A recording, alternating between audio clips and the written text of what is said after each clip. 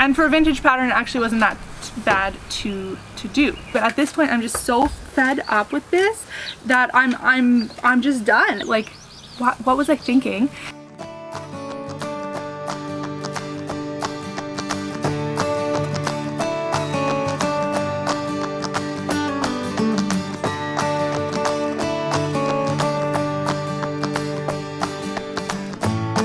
Hey friends, and welcome back to Sewing from Scratch. I am Kate, and this is where I teach you everything I know about sewing and we learn more together along the way. Today we're out on my back deck and I'm going to share with you everything I made in the month of May.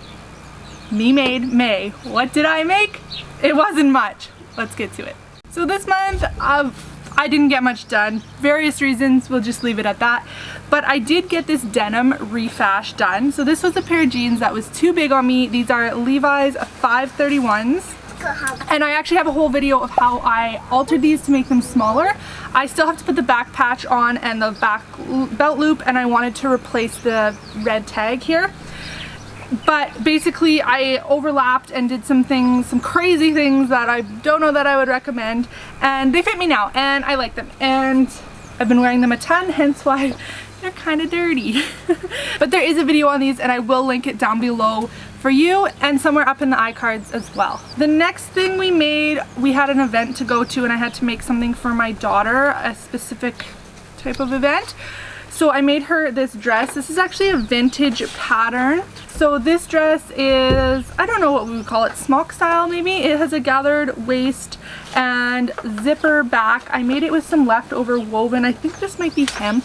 I used this to make some shirts for my husband. I actually have a video on that as well. But I had a navy invisible zip in my stash, so that's what I used. It has the little hook and eye at the top.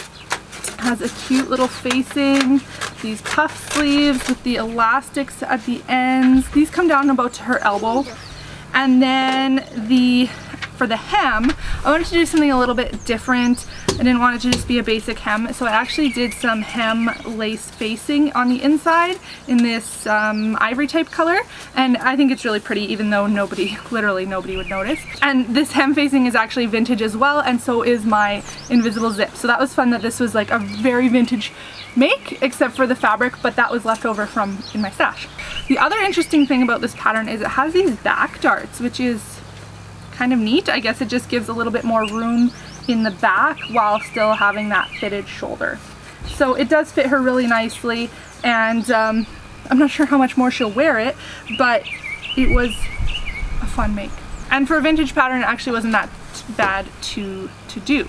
Okay, and then the last thing, I actually just whipped this up the other night and I posted about it on Instagram, and I actually got a lot of requests to talk about it. So I'm not going to do a specific video just because I don't know if there's enough material for that, if there would be enough, but I will go through what I did here, and then if you're requesting more information and you would like to see a specific video, let me know down in the comments and we can see about doing that. So this is the Ogden Cami. Now I have a lot to say about it. I bought the Ogden Cami, I think it was last summer, and I wanted, oh, it might have even been before that, to be honest. And I was hoping for just like right out of the package, you know, fit me right out of the package. Now, the first mistake was my own. I was trying to fit into a size that I wasn't. I think I was trying to make a size 8. Like, what was I thinking? So that did not fit me at all whatsoever. So I got super discouraged. I went up, I think 1 or 2 sizes, still didn't fit me. And then I just like chucked it away. I was like, I am not fighting with this. This was not meant to be. I left it. But it was always in the back of my mind, like I should get back to that Ogden Cami. So I had actually started making the alterations a while ago. I can't even remember when. Just doing a muslin. And then at the end, the muslin was almost done. So at the end of the month, I had a little bit of time. I'm like, I'm gonna crush this and I'm gonna get ready for summer so I can use up some, you know, some small remnant pieces from my stash. So I did. I think I finally cracked the code of the Ogden Cami for my personal self. So what did I do? Well, because I was so frustrated with the sizing, I ended up just making the largest size, which I think is a 18. I just started with that. I did a full bust adjustment on the largest size, which in hindsight I wouldn't have needed to. But then after that, then I went in and I fitted the waistline, or the side seam, sorry. What size is it? I have no idea. I think there in some parts it was like down to a 14 or a 12, but the bust is kind of just size me. I don't know, it's all size me, isn't it? So bust darts, even though I think I might try to make a version without bust darts, and we'll see how that works since this isn't really the Ogden Cami anymore. I did keep the neckline and like the front and back necklines the same. Oh, the straps, I can't even remember the size. It lined up with, I think, the third size in the range that I made is what I made them at, and or cut the strap pieces at.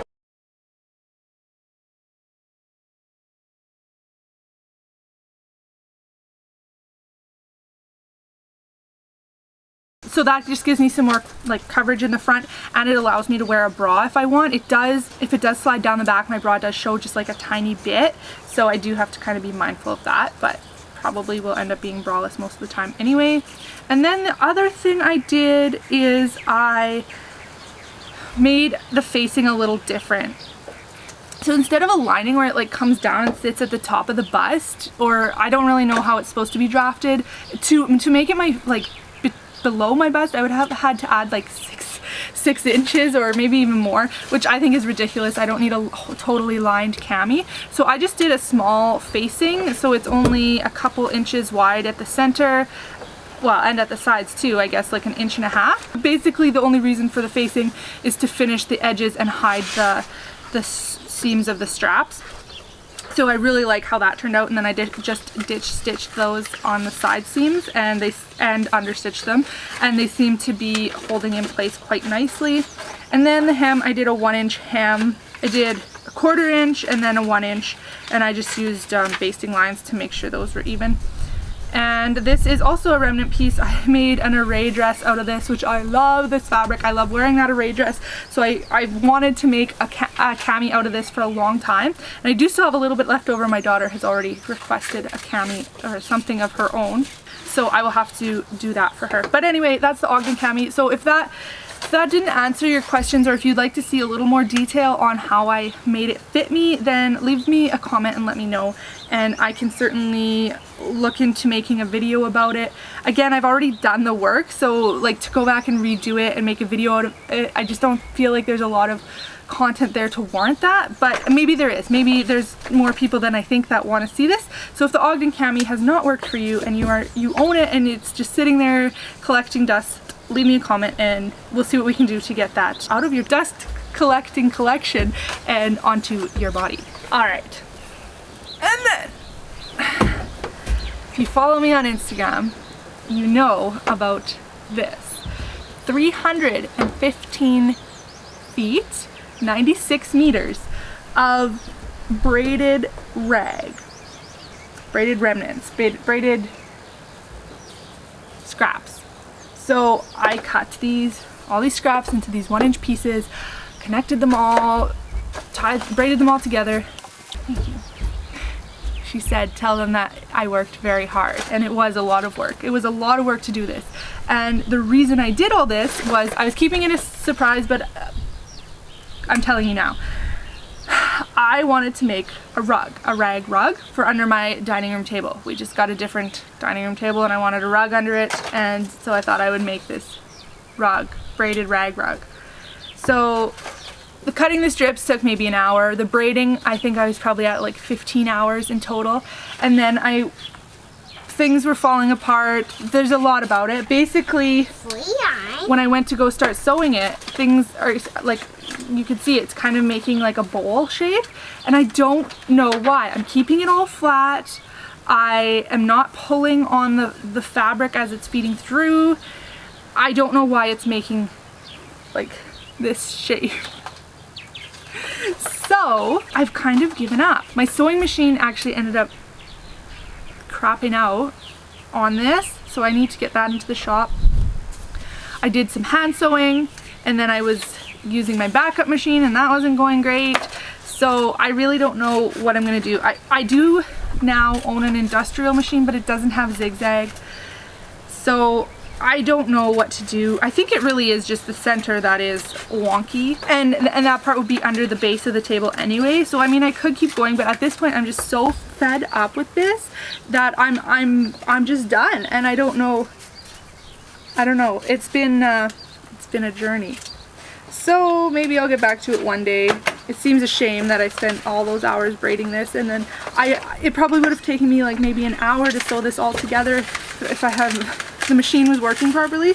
So it's really discouraging. So I do have to take my machine to the shop, so when I get it back, maybe it'll be working in good enough order to finish this. But yeah, I had started with the dark colors and then ended with the lighter colors to make kind of a gradient, and we'll see how that turns out if I ever finish this. It was either that or like mix all the scraps together and then just grab randomly. So we'll see what happens when if I regret not doing that. But yeah, so I was hoping to have that done for this video, and it's not. So that's why I thought I would tell you what was going on there. I did have a giveaway. You had to guess how many feet meters I had braided. If you've ever made one, let me know why it's doing this and how to prevent it. I know you can make baskets. Oh, thank you, honey. Very nice.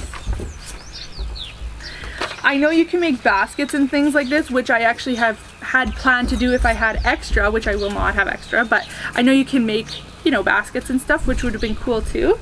So yeah, anyway, just let me know. Okay, long-winded, but that's the end of this video. Good thing I only made 4 things, hey? Or 3, I guess. Thanks for sticking to the end of this video. I love seeing what you guys make, so tag me on Instagram, or if we're in Facebook groups together, make sure you say hi, and I will catch you in the next video. Thanks again.